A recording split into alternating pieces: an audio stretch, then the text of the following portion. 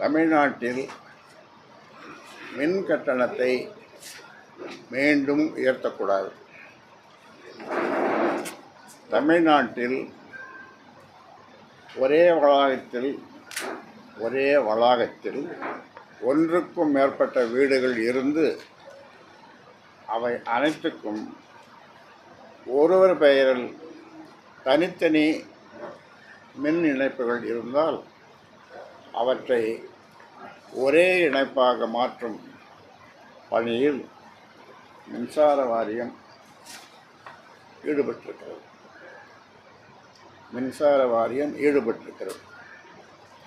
இதனால் ஒரு இணைப்பு தவிர மற்ற இணைப்புகளுக்கு 100 யூனிட் இலவச மின்சாரம் நிறுத்தப்படும். மின்சார கட்டணமும் கடுமையாக உயரும். மின்சார வாரியத்தின் இந்த நடவடிக்கை கடுமையாக கண்டிக்கத்தக்கது. கிராம பகுதிகளிலும் நகரப்பகுதிகளிலும் சிறிய அளவில் வீடுகளை கட்டி வாடகைக்கு விடுவதன் மூலம் வாழ்வாதாரம் ஈட்டும் மக்கள் அதிகம் பேர் இருக்கின்றனர்.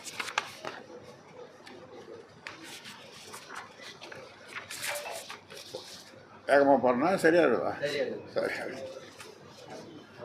அவர்களை இது கடுமையாக பாதிக்கும்.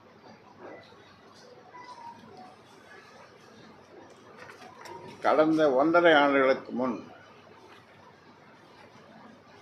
மின் இணைப்புடன் ஆதார் கார்டு இணைக்கும்படி அரசு கூறிய போதே இந்த அச்சம் எழுந்தது. ஆனால் அப்போது மின்சார இணைப்புகள் ஒன்றாக இணைக்கப்படாது என்று கூறிய தமிழக அரசு இப்போது தலைகீழாக நிலையை மாற்றிக்கொண்டு பல மின் இணைப்புகளை ஒன்றாக இணைப்பது தவறு. இதற்கான நிபந்தனைகளை பாமர மக்களால் நிறைவேற்ற முடியாது. எனவே இத்திட்டத்தை கைவிட வேண்டும்.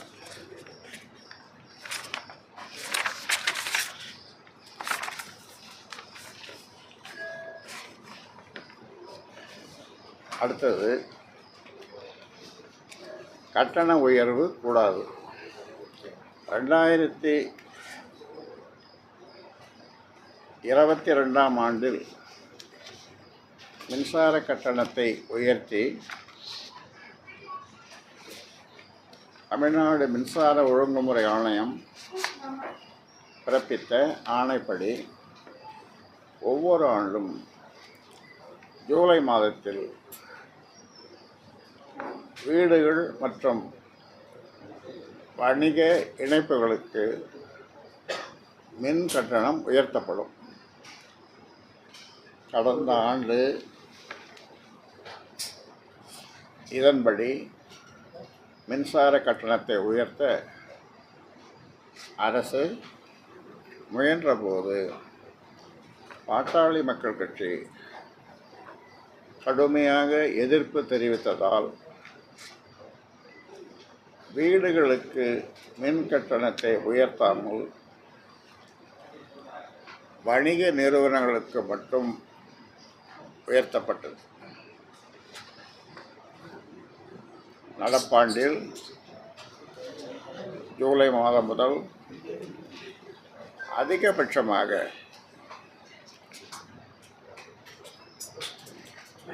6 விழுக்காடு மின்சார கட்டணத்தை உயர்த்துவதற்கு தமிழக அரசு திட்டமிட்டிருக்கிறது.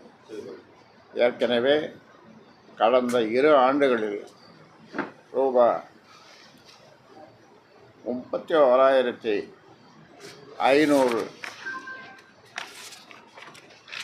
கோடிக்கு 31,500 கோடிக்கு மின்சார கட்டணம் உயர்த்தப்பட்டதால் மக்கள் கடுமையாக பாதிக்கப்பட்டார்கள். இப்பொழுதும் உயர்த்தப்பட்டால் கடுமையாக பாதிக்கப்படுவார்கள். இந்த அளவு கட்டணத்தை உயர்த்தியும்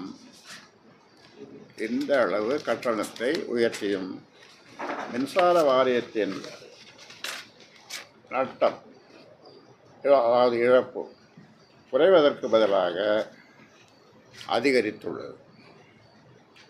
எனவே கட்டண உயர்வால் பயனில்லை. மின்சார வாரியத்தில் நடக்கும்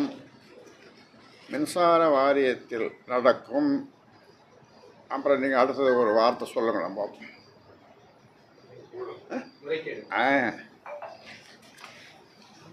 ஊழல்களை யார் சொன்னது? மின்சார வாரியத்தில் நடக்கும்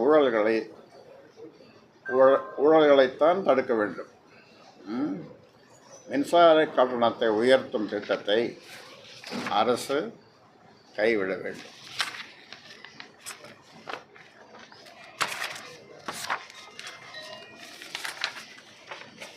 அடுத்தது,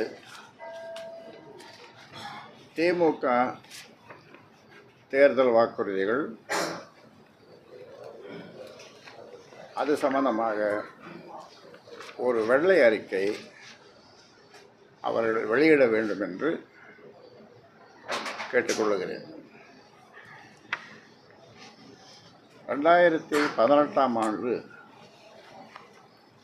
சட்டப்பேரவை தேர்தலுக்கான தேர்தல் அறிக்கையில் திமுக மொத்தம் 510 வாக்குறுதிகளை அளித்தது. 510 வாக்குறுதிகள். அவற்றில் அதிகபட்சமாக 10% விழுக்காடு கூட நிறைவேற்றப்படவில்லை. அதில் குறிப்பாக பழைய ஓய்வூதிய திட்டம், நீட் விலக்கு, மின் கட்டண குறைப்பு, பேருந்து கட்டண குறைப்பு,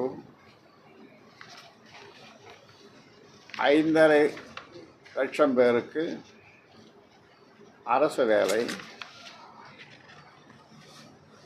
தனியார் நிறுவன வேலை வாய்ப்புகளில் 75 விழுக்காடு உள்ளூர் இளைஞர்களுக்கு ஒதுக்கீடு,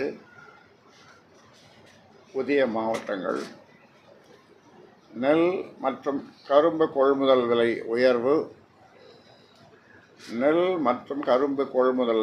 உயர்வு உள்ளிட்ட பெரும்பாலான வாக்குறுதிகளை இன்றைய அரசு நிறைவேற்றவில்லை. ஆனால் 90 விழுக்காடு வாக்குறுதிகளை நிறைவேற்றிவிட்டதாக முதலமைச்சரும் ஏனைய அமைச்சர்களும் கூறி வருகின்றனர்.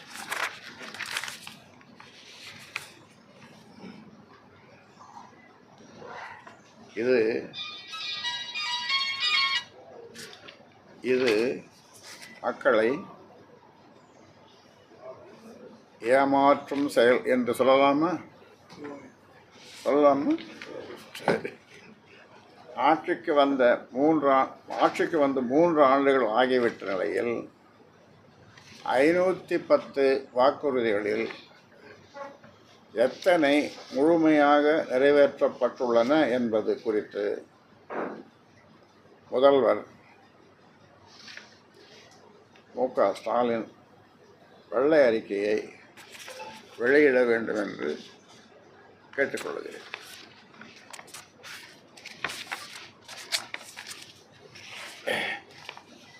இப்போ சொல்ல போகிறது நீண்ட நாளாக பல்லாண்டு காலமாக எங்களுடைய தேர்தல் அறிக்கை அல்லது கூட்டங்கள் தொடர்ந்து சொல்லி வருகின்ற ஒன்று. அதாவது பொது சேவை பெறும் உரிமை சட்டம் தேவை. மக்களுக்கு தேவையான சாதி சான்று, பிறப்புச் சான்று, இறப்புச் சான்று, வசிப்பிட சான்றிதழ், வருவாய் சான்றிதழ், வாரிசு சான்றிதழ் உள்ளிட்ட அடிப்படை சேவைகளை பெறுவதற்கு குறைந்தது 500 முதல் 10,000 வரை கையூட்டாக வழங்க வேண்டியிருப்பதாகவும், கையூட்டு கொடுத்தாலும் கூட குறித்த காலத்தில் சான்றிதழ்கள் கிடைப்பதில்லை என்றும் பொதுமக்கள் குற்றம் சாட்டி வருகின்றனர்.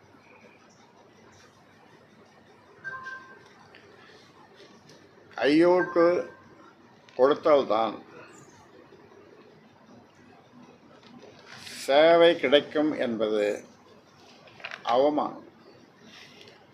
கையூட்டு கொடுத்தால்தான் சேவை கிடைக்கும், அரசின் சேவை கிடைக்கும் என்பது அவமானம். மக்களுக்கு அரசின் சேவைகள் குறித்த நேரத்தில் வழங்கப்படுவதை உறுதி செய்ய பொது சேவை பெறும் உரிமை சட்டத்தை நிறைவேற்றுவதுதான் ஒரே தீர்வு. தமிழகத்தில் பொது சேவை சட்டம் இயற்றப்பட்டால் பல்வேறு சேவைகள் மக்களுக்கு வழங்கப்படுவதற்கான காலக்கெடு நிர்ணயிக்கப்படும். குறித்த காலத்தில் அரசின் சேவை கிடைக்காத மக்களுக்கு 10,000 வரை இழப்பீடு வழங்கப்படும். பொது சேவை பெறும் உரிமை சட்டம் அண்டை மாநிலங்களான கேரளம், கர்நாடகம் உள்ளிட்ட 20 மாநிலங்களில் பொது சேவை பெறும் உரிமை சட்டம் அண்டை மாநிலங்களான கேரளம், கர்நாடகம் உள்ளிட்ட 20 மாநிலங்களில் நடைமுறையில் உள்ளது. எனவே அடுத்த மாத இறுதியில் கூட இருக்கும் சட்டப்பேரவையின் கூட்டத்தொடரில் சேவை பெறும் உரிமை சட்டத்தை தமிழக அரசு கொண்டு வந்து நிறைவேற்ற வேண்டும்.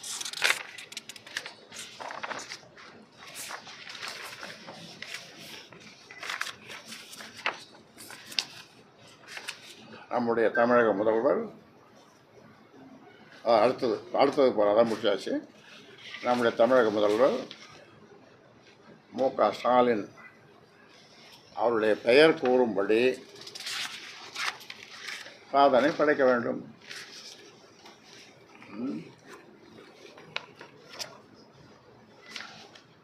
தமிழ்நாட்டின் முதலமைச்சர்களாக இருந்த ஒவ்வொருவரும் ஒரு வகையில் சாதனை படைத்து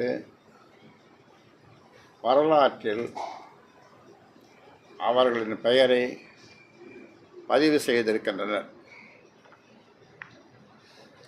எடுத்துக்காட்டாக ராஜாஜி சென்னை மாகாணத்தில் சேலம், வட ஆற்காடு உள்ளிட்ட 4 மாவட்டங்களில் முதலாக மதுவிலக்கை நடைமுறைப்படுத்தினார். ராஜாஜி முதலமைச்சராக. அப்பொழுது சென்னை மாகாணம் ஒரு பெரிய. அதன் பிறகு வந்த உத்தமர் ஓமந்தூர் ராமசாமி ரெட்டியார் அவர்கள் சென்னை மாகாணம் முழுமைக்கும் மதுவிலக்கை நீட்டித்தார். மாகாணம் பூரா. அப்புறம் 3வது கர்மவீர காமராசர் ஏராளமான பாசன திட்டங்களையும் தொழில் திட்டங்களையும் செயல்படுத்தினார்.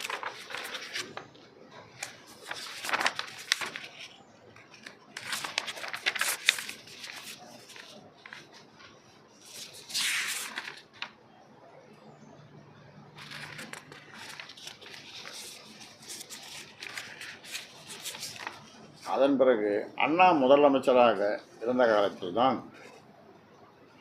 மும்மொழி திட்டம் ரத்து செய்யப்பட்டு இருமொழி திட்டம் கொண்டு வரப்பட்டது. சுயமரியாதை திருமணங்களுக்கு சட்ட அங்கீகாரம் அளிக்கப்பட்டது. அண்ணா முதலமைச்சராக இருந்தது. சென்னை மாகாணத்தின் பெயர் தமிழ்நாடு என்று மாற்றம் செய்யப்பட்டது.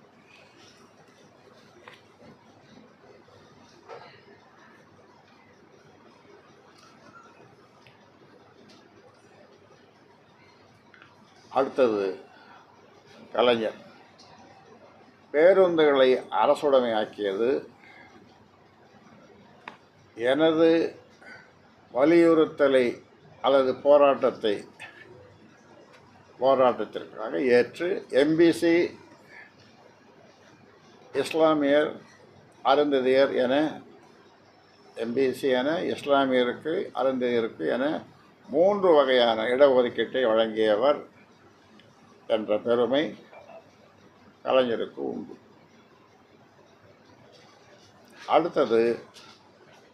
அடுத்த முதலமைச்சர் எம்ஜிஆர் சத்துணவு திட்டத்தை கொண்டு வந்தார்.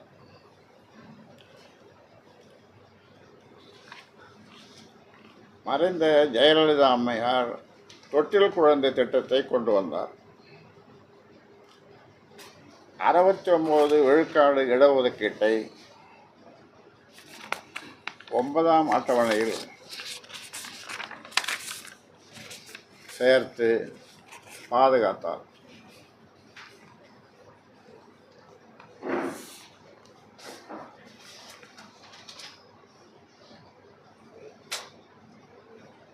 அதேபோன்று தமிழக முதல்வர் மு.க. ஸ்டாலின் 3 ஆண்டுகள் முழுமையாக ஆட்சி செய்து முடித்து விட்டார். 3 ஆண்டுகள் முழுமையாக ஆட்சி செய்து முடித்து விட்டார். ஆனால் அவரும் சொல்லிக்கொள்ளும்படி இதுவரை எந்த சாதனையும் படைக்கவில்லை.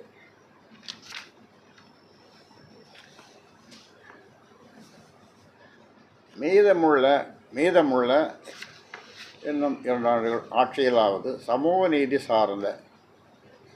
நீதி சார்ந்த நடவடிக்கைகளை மேற்கொண்டு வரலாற்றில் முத்திரை பதிக்க வேண்டும்.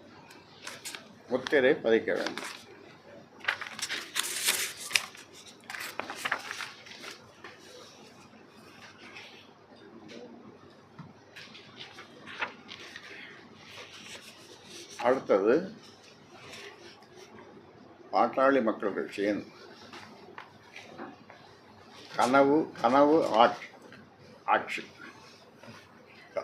தமிழ்நாட்டில் கஞ்சா உள்ளிட்ட போதைப் பொருட்களின் பயன்பாடு நாளுக்கு நாள் அதிகரித்து வருகிறது. கஞ்சா 1, கஞ்சா 2, கஞ்சா 3, கஞ்சா 4 என காவல்துறை அடுத்தடுத்து அதிரடி சோதனைகளை நடத்துவதாக காவல்துறை கூறிக்கொள்கிறது. மகிழ்ச்சிதான். முதலமைச்சர் மு.க. ஸ்டாலின் கூட கடந்த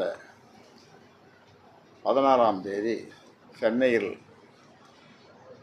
ஆலோசனை நடத்தினார். கஞ்சா உள்ளிட்ட போதைப் பொருட்களை விற்பனை செய்வோர் மீது இரும்பு கரம் கொண்டு ஒடுக்கப்படுவர் என்று முதலமைச்சர் கூறினார். ஆனால் எந்த நடவடிக்கையும் எடுக்கப்படவில்லை. அதாவது பாட்டாளி மக்கள் கட்சியினுடைய கனவு கொள்கை ஒரு சொட்டு மது இல்லாத மாநிலம், கஞ்சா இல்லாத மாநிலம், கஞ்சா போன்ற போதைப் பொருட்கள் இப்போ நிறைய வந்துடுதுன்னு சொல்கிறாங்க. என்னமோ மிட்டாய் மாதிரி கடையில் வச்சுட்டா அது மாதிரி 10 மணி நேரம் 12 மணி நேரம் அது மாதிரி வேலை செய்யுதுன்னெலாம் சொல்கிறாங்க. இப்போ இவர் தான் தலைமையில செயலாளர் தான் சொன்னார். உண்மைதானே? அவர் வழிமொழிகிறார். மாவட்டம் அதை வச்சுன்னா அவ்வளோ நேரம் இருக்கு. இது மிட்டாய் மாதிரி இருக்குமா? மிட்டாய் மாதிரி இருக்கும், ஸ்டாம்ப் மாதிரி கூட வச்சு ஸ்டாம்ப் அதை கூட ஒட்டிப்பாங்க. உள்ள வச்சுக்கிட்டு எங்கேயும் வச்சு வாரத்தில் உள்ள வச்சு இப்படி வச்சுன்னா இருக்குங்க. இன்னைக்கு வச்சா அந்த நேரம் வரைக்கும் மறுநாள் வரைக்கும் இருக்குங்க. நாடு எங்கேயே போய் கொண்டிருக்கிறது. ஒரு சொட்டு மது இல்லாத மாநிலம், கஞ்சா இல்லாத மாநிலம், ஒரு சொட்டு மழைநீர் வீணாகாத மாநிலம், கல்வியில் சிறந்த மாநிலம், வேளாண்மையில் முதலிடம் பிடிக்கும் மாநிலம், மருத்துவ தலைநகரம் என தமிழ்நாடு குறித்த பெருங்கனவு எங்களுக்கு இருக்கிறது. தமிழ்நாட்டின் ஆட்சி பொறுப்பு 6 மாதங்களுக்கு எங்களிடம் வழங்கப்பட்டால் இவை அனைத்தையும் செய்து முடிப்போம். 6 மாதத்தில் நாங்கள் இதெல்லாம் செய்யலைன்னா நாங்கள் விலகிடுறோம். இது மக்களுக்காக சொல்கிறேன். மக்கள் வாக்கு போட்டு எங்களை தேர்ந்தெடுத்தால் 6 மாதத்தில் இதெல்லாம் செய்யலைன்னா நாங்கள் விலகிடுறோம்.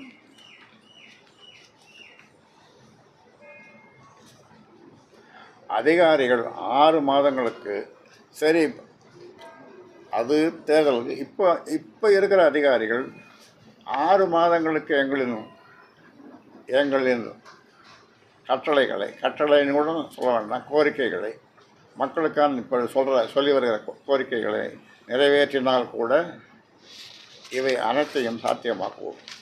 நாங்கள் இதெல்லாம் செய்யணும்னு ஒரு 10 அதிகாரிகள் எங்ககிட்ட கொடுத்தாங்கன்னா இங்கே வந்து இல்லை, நாம் சொல்கிறத அப்படியே செய்கிற மாதிரியான ஒரு 10 அதிகாரிகள், ரொம்ப நேர்மையான அதிகாரிகள் கொடுத்தாங்கனாக்கா கூட இது எல்லாத்தையும் நாங்கள் சாத்தியமாக்குவோம். பாட்டாளி மக்கள் கட்சி ஆட்சிக்கு வரும்போது பாமகவின் கனவு திட்டங்கள் அனைத்தும் நனவாவதை நீங்கள் பார்க்கத்தான் போகிறீர்கள்.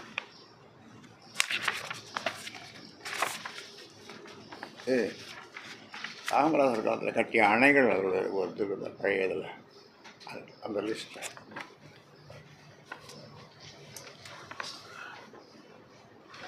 அடுத்தது பாசன திட்டங்களை செயல்படுத்தாத திமுக அதிமுக அரசுகள். தமிழ்நாட்டில் கடைசியாக காமராஜர் ஆட்சி காலத்தில் தான் இதில் இருக்குடா. தமிழ்நாட்டில் கடைசியாக காமராஜர் ஆட்சி காலத்தில் தான் அமராவதி, ஆழியாறு, மணிமுத்தாறு, வைகை, கீழ்பவானி, கிருஷ்ணகிரி, சாத்தனூர், வீடூர் ஆகிய அணைகள் கட்டப்பட்டன. அதன் பின் 57 ஆண்டுகளாக தமிழ்நாட்டை திமுகவும் அதிமுகவும் மாறி மாறி ஆட்சி செய்து வருகின்றன. ஆனால் ஒரே ஒரு பாசன திட்டம் அல்லது அணை கூட இந்த கட்சிகளின் ஆட்சிகளில் கட்டப்படவில்லை. வேளாண் வளர்ச்சியில் இந்த இரு கட்சிகளுக்கும் அக்கறையோ தொலைநோக்கு பார்வையோ இல்லை என்பதையே இந்த உண்மை காட்டுகிறது. திமுக ஆட்சியில்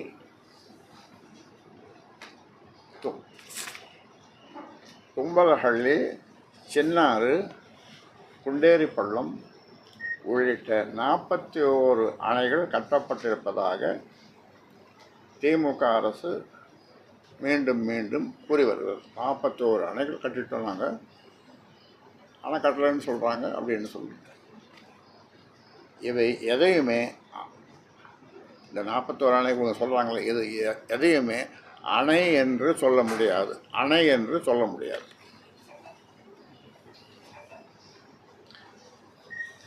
ஏனென்றால் இந்த 41 அணைகளில் ஒரு அணையின் கொள்ளளவு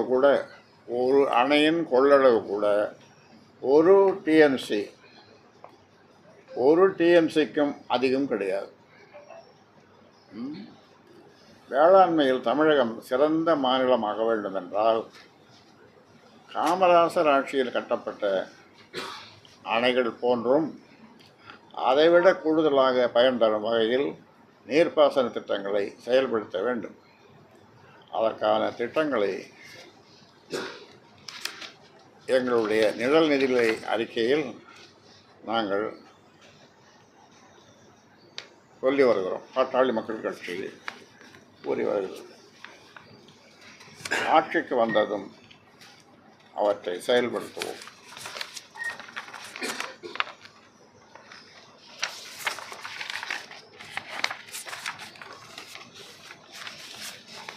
அடுத்தது, நெல்லுக்கு குவிண்டாலுக்கு ரூபாய் 700 ஊக்கத்தொகை கொடுக்க வேண்டும். நெல்லுக்கு குவிண்டாலுக்கு ரூபாய் 700 ஊக்கத்தொகை கொடுக்க வேண்டும். தெலுங்கானா மாநிலத்தில், பக்கத்தில் உள்ள தெலுங்கானா மாநிலத்தில் அரசின் நேரடி நெல் கொள்முதல் நிலையங்கள் மூலம் கொள்முதல் செய்கிறார்கள். சன்னரக நெல்லுக்கு குவிண்டாலுக்கு ரூபாய் 500 ஊக்கத்தொகை வழங்கப்படும் என்று அம்மாநில அரசு அறிவித்துள்ளது. இந்த திட்டம் வரவேற்கத்தக்கது.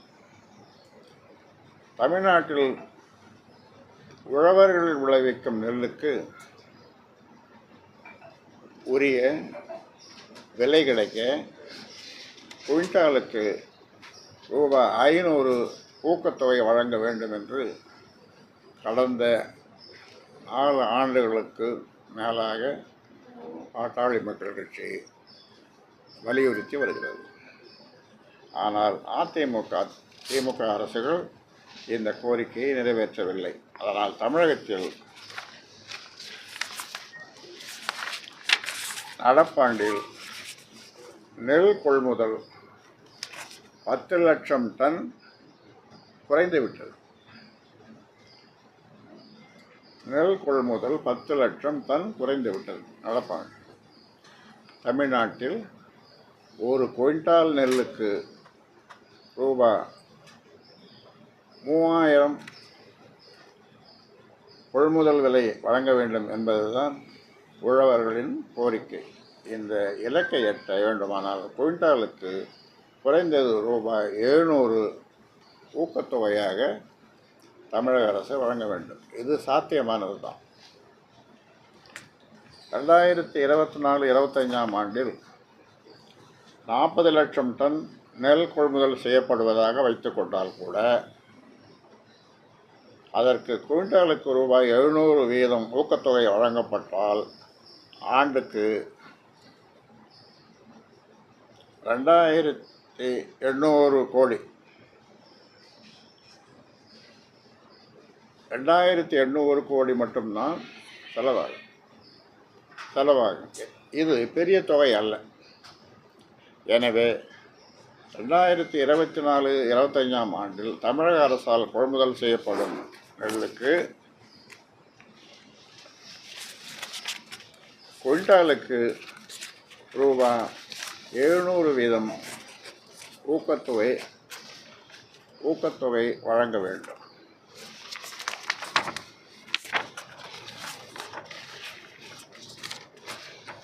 முடிக்க போகிறேன். முல்லைப்பெரியாறு புதிய அணைக்கு மத்திய அரசு அனுமதி தரக்கூடாது. முல்லைப்பெரியாற்றின் குறுக்கே புதிய அணை கட்டுவதற்கான முயற்சிகளை கேரள அரசு மீண்டும் தொடங்கியுள்ளது. இப்போதுள்ள அணைக்கு 366 மீட்டர் கீழே புதிய அணை கட்டுவதற்கு சுற்றுச்சூழல் தாக்க மதிப்பீடு ஆய்வு செய்வதற்கான பணி வரம்புகளை டேர்ம்ஸ் ஆஃப் ரெஃபரன்ஸ் இறுதி செய்யவும் பழைய அணையை இடிக்க அனுமதி வழங்கவும் கோரி மத்திய சுற்றுச்சூழல் அமைச்சகத்திடம் கேரளம் விண்ணப்பித்துள்ளது. அது தொடர்பாக சுற்றுச்சூழல் அமைச்சகத்தின் வல்லுநர் குழு வரும் 28ஆம் தேதி விவாதிக்க உள்ளது. இது இது கண்டிக்கத்தக்கது. முல்லைப் பெரியாறு அணை வலிமையாக இருப்பதாக கடந்த 2014ஆம் ஆண்டு மே மாதம் உச்சநீதிமன்றம் தீர்ப்பளித்து விட்டது. அந்த தீர்ப்பை பலமுறை உச்சநீதிமன்றம் உறுதி செய்துள்ளது. இத்தகைய சூழலில் மீண்டும் மீண்டும் புதிய அணை கட்டுவதற்கான பணிகளை கேரள அரசு மேற்கொள்ளக்கூடாது. அதை மத்திய அரசு அனுமதிக்கவும் கூடாது. மாறாக முல்லைப் பெரியாறு அணையை வலுப்படுத்தி அதன் நீர்மட்டத்தை 152ஆக உயர்த்த தமிழக அரசுக்கு ஒத்துழைக்கும்படி கேரள அரசுக்கு மத்திய அரசு ஆணை பிறப்பிக்க வேண்டும்.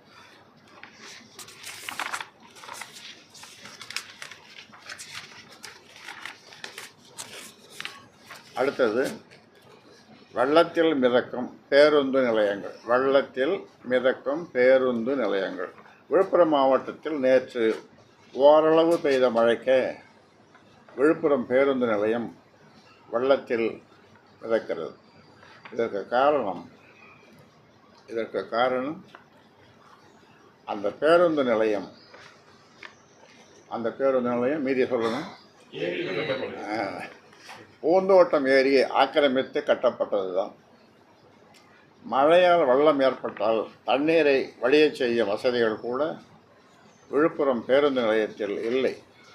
அந்த வசதிகளை செய்ய வேண்டும். விழுப்புரத்தைப் போலவே திண்டிவனத்திலும் ஏரி நிலத்தை ஆக்கிரமித்து தான் புதிய பேருந்து நிலையம் கட்டப்பட்டு வருகிறது. அப்போ அந்த புதிய பேருந்து நிலையம் கட்டப்பட்டால் மழை காலங்களில் மிதக்கும் நிலைதான் ஏற்படும். எனவே திண்டிவனம் பேருந்து நிலையத்தை வேறு இடத்தில் கட்டுவதற்கு நடவடிக்கை மேற்கொள்ள வேண்டும். இது இறுதியாக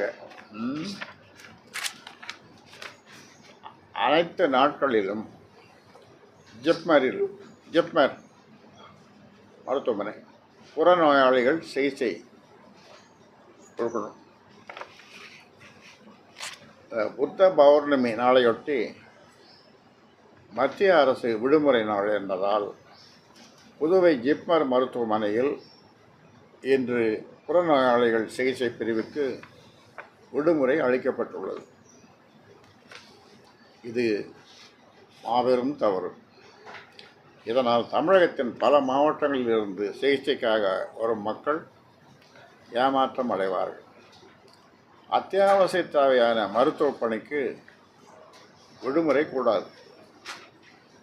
எனவே ஜிப்மர் மருத்துவமனையின் புறநோயாளிகள் சேவையை அனைத்து நாட்களும் வழங்க மருத்துவமனை நிர்வாகம் முன்வர வேண்டும். மருத்துவமனை மட்டும் இல்லை, எல்லா மருத்துவமனையும். இப்போ உங்களுடைய கேள்வி கணைகள்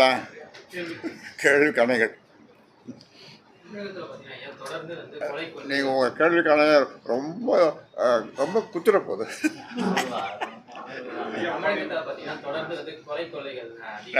தமிழகத்துல தொடர்ந்து கொலைகள் அதிகமா நடக்குது.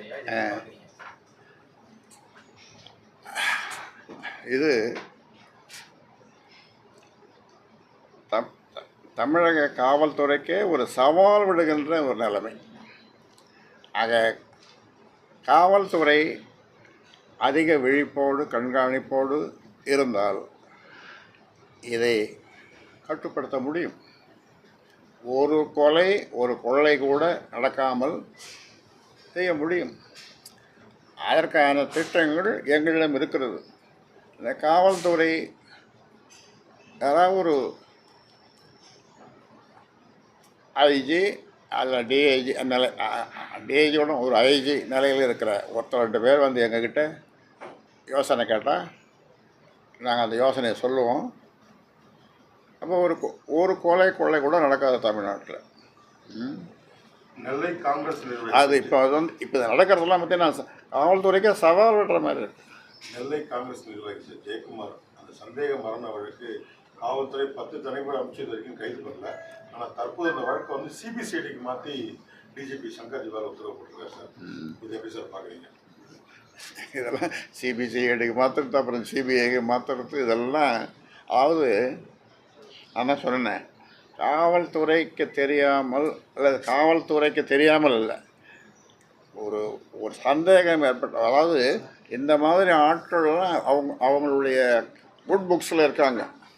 குட் புக்ஸ்லன்னு சொல்கிறத விட அவங்களுக்கு தெரியாமல் எதுவும் நடக்காது, காவல்துறைக்கு தெரியாமல் நடக்காது.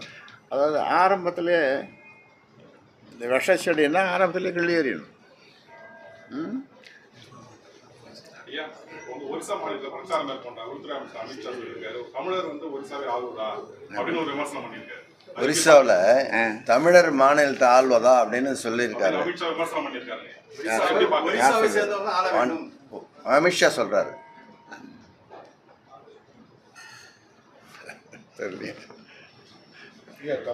ஒரிசாவில் ஐஏஎஸ் அலுவலர் வந்து தமிழ்நாடு சேர்ந்த பாண்டியன் தான் வந்து மிகப்பெரிய நீர் மேலாண்மை திட்டத்தை கொண்டு வந்து அதை முழுமையாக செயல்படுத்தி நவீன் பட்நாயக் ஆட்சியை தொடர்ந்து நீடிக்கிறதுக்கு அவர் தான் மிக மிக உதவிகரமாக இருக்கார்.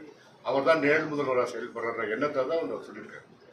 நாங்கள் தமிழர் தான் ஒரிசாவை ஆடுறாரு அப்படின்ற அர்த்தத்தை தான் சொல்லியிருக்காரு. அதுதான் கேட்குறேன். அது நமக்கு ஒரு இது தானே. இவர் நல்ல யோசனைலாம் சொல்லியிருக்காரு. இப்போ பார்த்தீங்கன்னாக்கா அந்த அதாவது ஒவ்வொரு வாக்குச்சாவடி வாரியாக வாக்கு விவரங்களை வெளியிட தேவையில்லை அப்படின்னு உச்சநீதிமன்றத்தில் தேர்தல் ஆணையம் சொல்லியிருக்காரு. அது ஒரு தேர்தல் ஆணையத்துடைய நடவடிக்கை எப்படி பார்க்குறீங்க? வெளிப்படைத்தன்மையோட இருக்கா, நடுநிலைமையாக இருக்கு? வெளிப்படைத்தன்மை இருக்கணும். வெளிப்படைத்தன்மை இருந்தால் தான் அது எங்கே வெளிப்படைத்தன்மை இருக்குது. எல்லாம் மக்களுக்கு காசு கொடுக்குறாங்க, மக்களும் அதில் விவரமான மக்களும் வாங்குறாங்க, அந்த மாதிரி நடக்குது. இந்த வாக்குப்பதிவு இயந்திரம் வச்சுருக்காங்களா சார், வாக்குப்பதிவு இயந்திரம் இந்த சிசிடிவி கேம் அடிக்கடி பண்ணுறான்னு சொல்லி எடப்பாடி பழனிசாமி சொல்லியிருக்காரு சார். பொதுமக்கள் மத்தியில் சந்தேகத்தை ஏற்படுத்துன்னு சொல்லி இது பல ஆண்டுகளான பிரச்சனை அது. அது அந்த இயந்திரத்தை இது பண்ணி அங்கே கொண்டு போனாங்க. டெல்லியில் வந்து இதை அங்கே நீங்களே பாருங்கள் அப்படின்னாங்க, என்னென்னமோ பண்ணாங்க. ஆனால் ஒன்றும் நடக்கலை. பழைய முறைக்கு வரணுன்னாங்க, என்னென்னமோ சொன்னாங்க, ஒன்றும் நடக்கலை. என்ன சொல்கிறாரு? பள்ளிகளில் தற்காலிக ஆசிரியர் மட்டும்தான் நியமனம் பண்ணி வராங்க, நிரந்தர ஆசிரியர். ஒரு அறிக்கை கொடுத்துருக்குறேன், என்னுடைய அறிக்கையை முழுசும் படிங்க. இது தற்காலிக ஆசிரியர் நியமனமே கூடாதுன்னு நீதிமன்றமே சொல்லியிருக்கு. முல்லை பெரியார் அணை சம்பந்தமா நீங்க பிரதமர் சந்தித்து வலியுறுத்திக்கலாம், அந்த அணை கட்டக்கூடாதுன்னு. முல்லை பெரியார் அணை சம்பந்தமா நீங்க ஏன் பிரதமரை சந்திச்சு வலியுறுத்தக்கூடாதுன்றாரு. அந்த தேர்தல் இது எண்ணிக்கை முடியட்டும், 4ஆம் தேதிக்கு பிறகு சந்திப்போம்.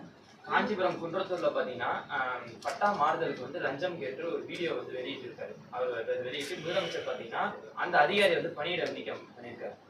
லஞ்சம் பாத்தீங்கன்னா இந்த மாதிரி தமிழகம் முழுவதும் இதுவா இருக்கு.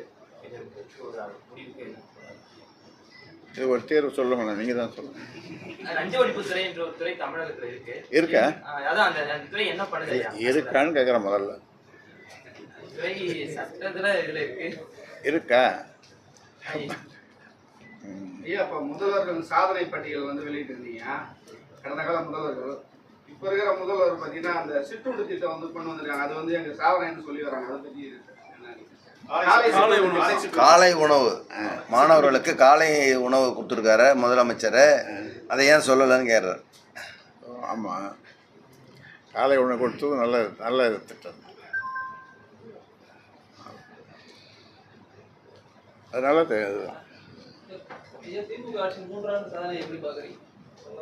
சொல்லிட்டாரு 3 ஆண்டு சாதனை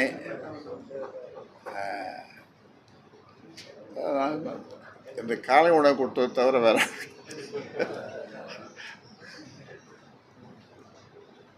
EVKS Elangovan sir, EVKS Elangovan EVKS Elangovan ஒரு ஸ்டாலின் ஆட்சி தான் காமராஜர் ஆட்சி சொல்றது தப்பு இல்லைன்னு சொல்லுவாங்க. ஐயா, இப்போ கடந்த அதிமுக ஆட்சியில் 6000 கோடிக்கு வந்து நிலக்கரி ஊழல் நடைபெற்றிருக்கிறதா ஒரு புகார் வந்திருக்கு. ஒரு தரமற்ற நிலக்கரியை வாங்கி அதாவது மின்சார வாரத்தை விநியோகம் பண்ணி கிட்டத்தட்ட 6000 கோடிக்கு ஊழல் நடைபெற்றிருக்கிறதா தற்போது தகவல் வெளியாயிருக்கு. அது எப்படி பார்க்குறீங்க? இதெல்லாம் வந்து இந்த பிரச்சனையெல்லாம் நீங்கள் துப்பு துளைக்கி ஆராய்ந்து கண்டுபிடிச்சி நீங்கள் தான் ஊடகங்கள் தான் வெளியிடணும். நீங்கள் தான் வெளியிடணும் இல்லை.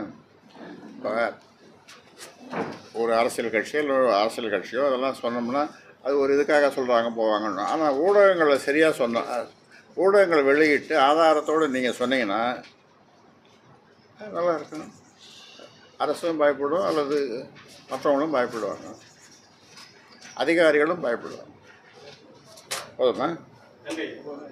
நல்லா இருக்காது. இந்த தடவை நீ கேள்வி சரியா நிறைய கேட்கல. நீங்கள் தயவு செய்தால பயணம் பண்ணாதீங்க.